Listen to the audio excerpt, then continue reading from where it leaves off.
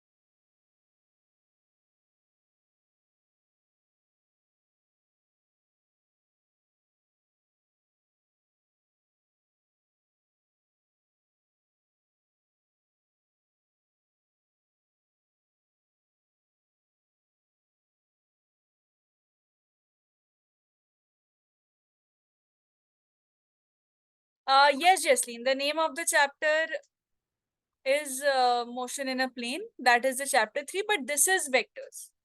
You have your exam in the evening today. Which exam, Sabiha? School exam. Okay, Learnivio's exam. Okay, the weekly exam is today. Of which subject, Sabiha?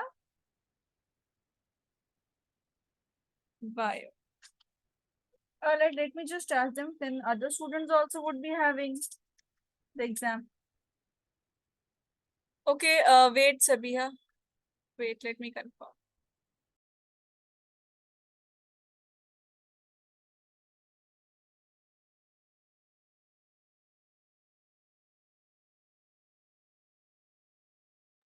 All right, before that, just one more thing. See, you have to understand the concepts of a vector first. What are we studying? Then we'll see later how to solve this and how to use the parallelogram. If you are having a quantity like this, you should understand the differences between a vector quantity and a scalar quantity. This is what? This is our physical quantity.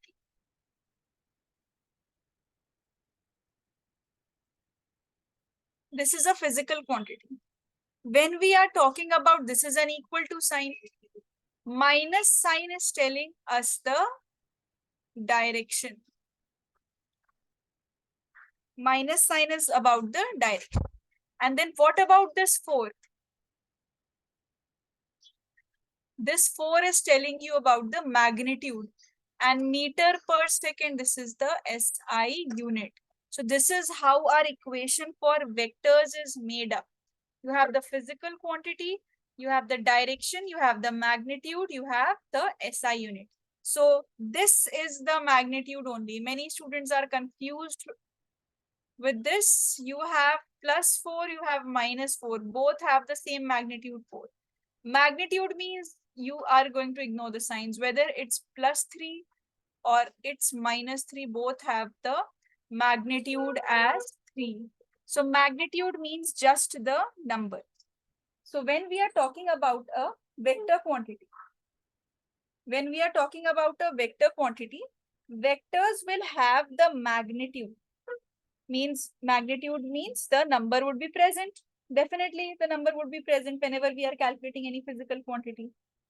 Apart from the number, we'll always see a direction in any form. Like this was written in negative form. So it could have been written in the negative form or towards right, left, up, down. This way a direction could be mentioned. Fine. Along with the laws. Laws means the vector laws. In scalars, we have only the magnitude and the unit. Of course, units are common in both of them. The SI units are present in both of them, but the direction, magnitude, and laws are obeyed in vectors, and scalars just have the magnitude. Write down this first.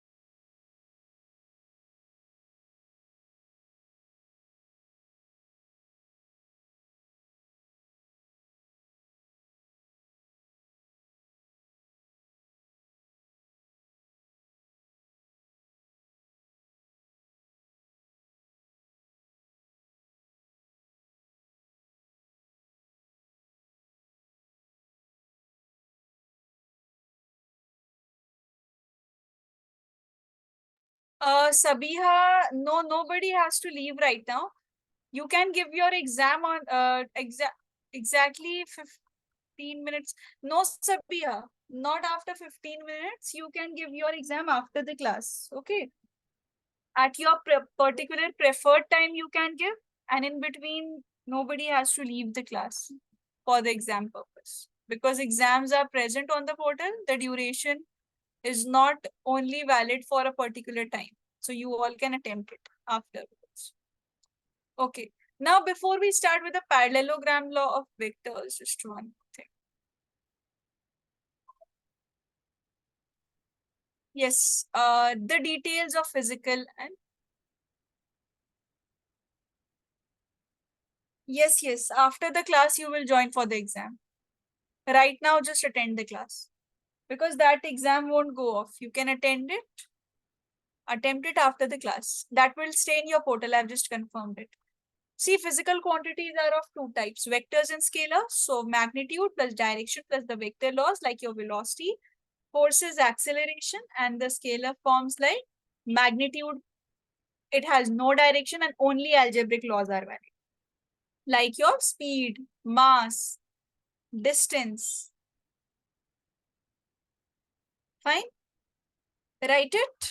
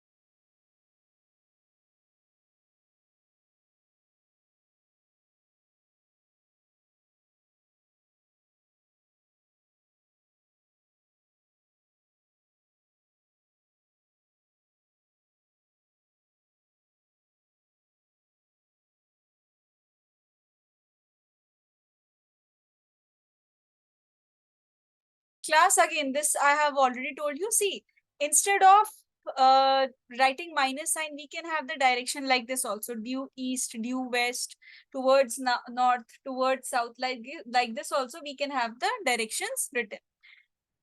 Now, one more thing that I want you to know before we go into the derivations of the parallelogram law and the parallelogram law, that vectors are represented by this arrow on their top.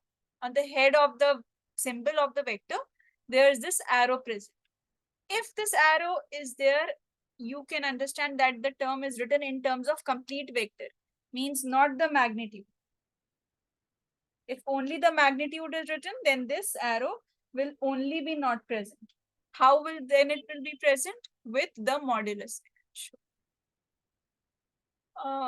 It will, if the magnitude is asked, see, this is a complete vector and this is its magnitude, like this. So this is the vector and this is the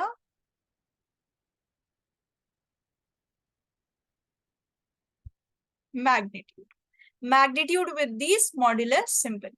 If not like this, then you will see the vector will be written in a bold form,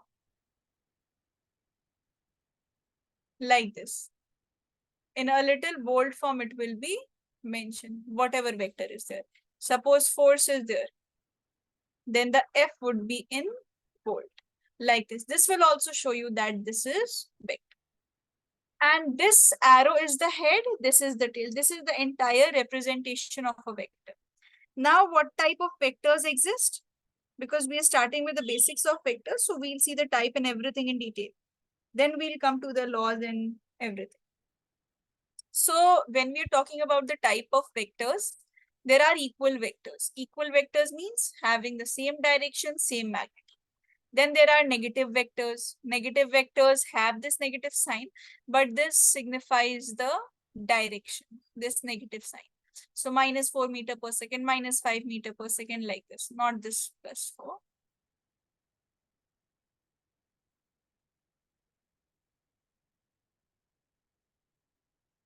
These are negative vectors. Then you have parallel and anti-parallel vectors. This is the head, this is the tail. This is the head, this is the tail. Here also, this is the head, this is the tail. No, no, never. Arrow will never indicate you the direction. Arrow will always be formed like this. For in front of, sorry, above the vector, like this. You will never have a vector like this. It will always be like this. Head towards this side. This is wrong, this is correct. You'll always have this direction above the head. For the direction, you can show it like this, but this is not that arrow which is present above the vector head. This is not that arrow which is present above. This is showing you the direction, that this is the head, this is the tail part, this is the head, this is the tail, and theta is 0 degree. Arrows above the vector will show nothing. That is just to show you that yes, this is a vector quantity. Otherwise, it will be showing nothing. So do not use that small vector that we have. So if the angle between two vectors, this is 0 degree, then we say these are parallel vectors. And if it is 180 degree, we call these as anti-parallel vectors. So we have parallel vectors and we have anti-parallel vectors.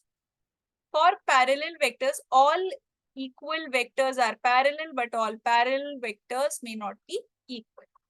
Here all negative vectors are anti-parallel, but all anti-parallel may not be negative. What is the meaning behind this? This says that equal vector, when you have 0 degree, usually the vectors get added and they have the same magnitude.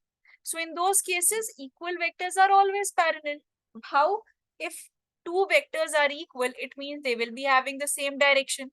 They'll have the same magnitude.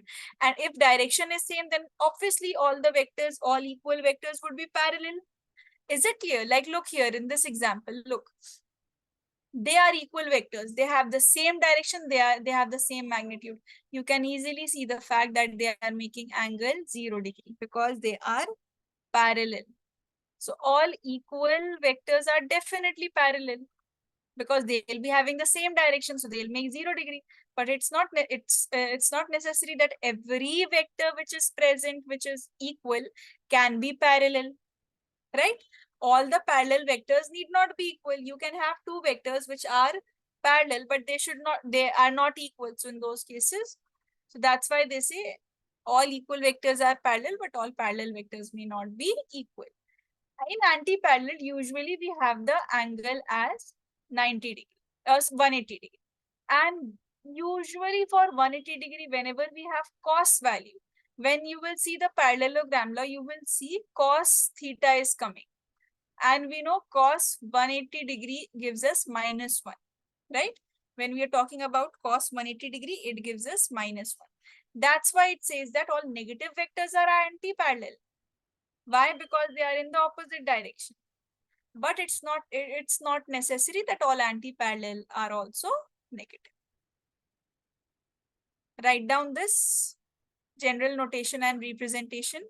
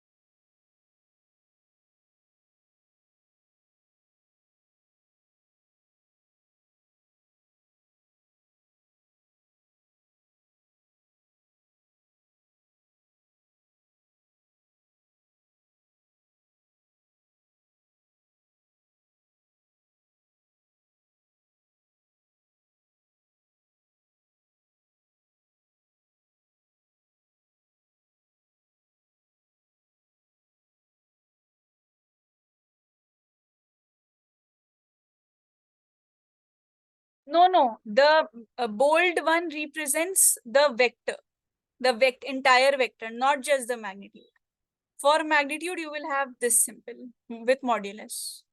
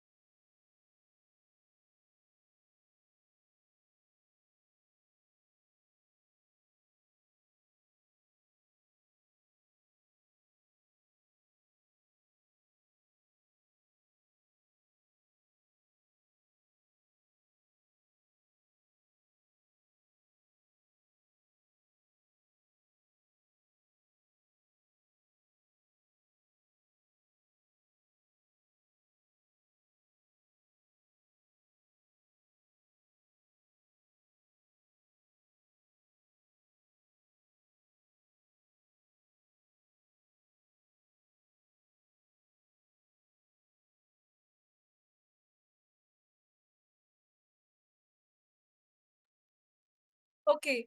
So we'll start first with the parallelogram law. We'll complete this. Then we'll come to the unit vectors part. All right. First, let us discuss the basic parallelogram law. But before we discuss that, there are certain criteria for a parallelogram law. Firstly, this is that it can only add two vectors. This is more than a criteria. This is a limitation of the parallelogram. That it can add only two vectors which are present. Yes, Justina, I'll just show it.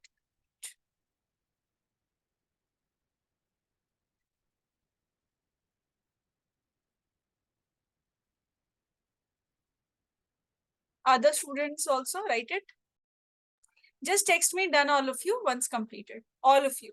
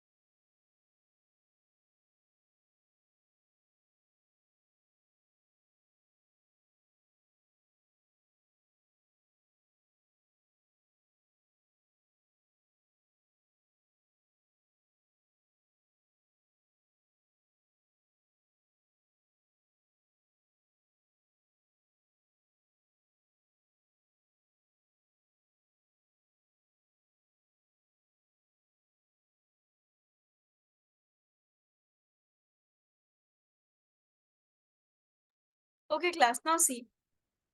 For parallelogram, it can add only two vectors. Suppose these are the vectors which are present. So what it will do? It will add only these two vectors. Let's say V1 and V2 is giving some resultant here, resultant 1, 2 due to V1, V2. Then what it will do? Now these two vectors have been resolved, right class? This is the resultant. Then it will add these two vectors and get the final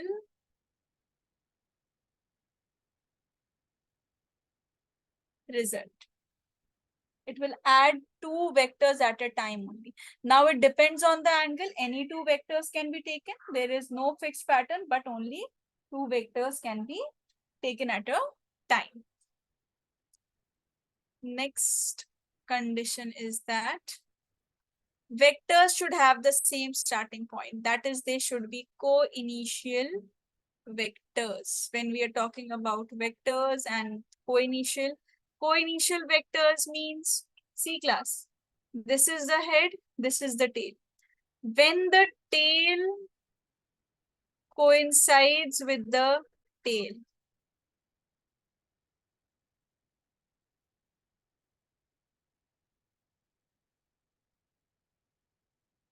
these are co-initial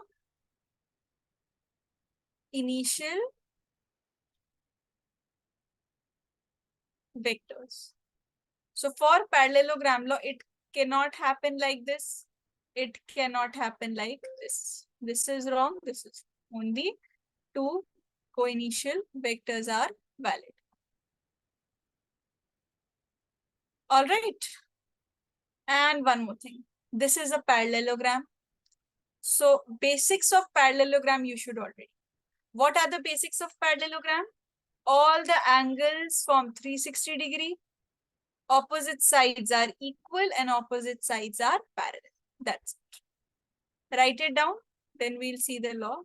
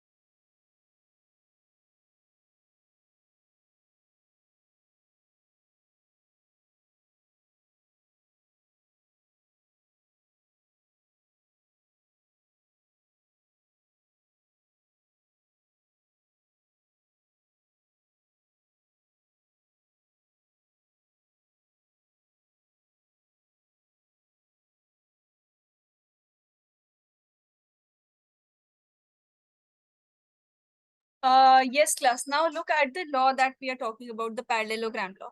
So in parallelogram law, basically we have two vectors which have to be coinitial, and they represent the directions.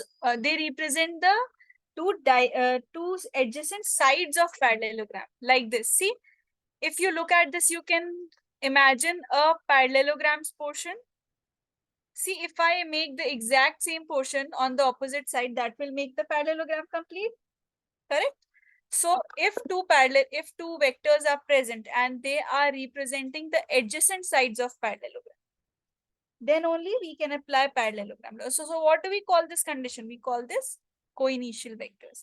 Like this is representing you the coinitial vectors. So if this is the case, so see, if I complete the parallelogram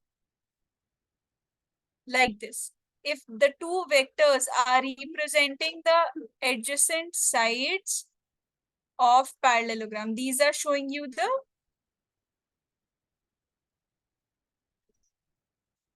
adjacent sides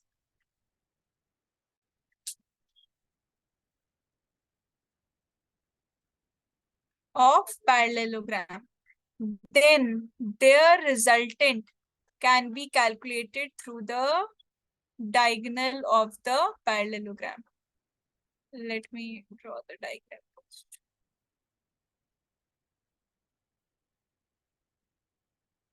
Then its resultant can be calculated using the diagonal.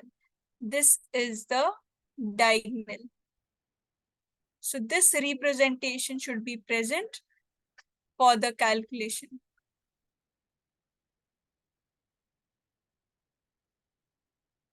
Look, if two vectors acting at a point are represented in magnitude and direction by the sides of parallelogram drawn from the same origin, means coinitial, then their resultant can be represented by the diagonal of same parallelogram. This is what is the law. We'll see how to use it. There's a full derivation, but first write down the law. This comes to right, and this is a very, very important law, not just for your class 11, for class 12, for throughout, for your entire physics, you have this important law. Write it down first.